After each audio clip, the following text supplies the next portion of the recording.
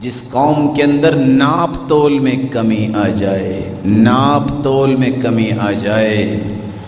3 عذاب ان پہ بھی آ جاتے ہیں۔ بالسنی، ایسے لوگوں کے اوپر بھی قحط سالی، وشدت المعونہ،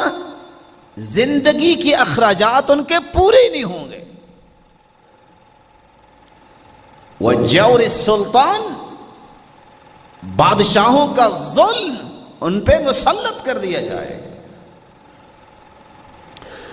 رسول اللہ صلی اللہ علیہ وسلم نے فرمایا اگر قوم زکوٰۃ نہ دے، زکوٰۃ 3 چیزوں کے لیے دی جاتی ہے، مال کو پاک کرنے کے لیے، مال میں برکت حاصل کرنے کے لیے، اور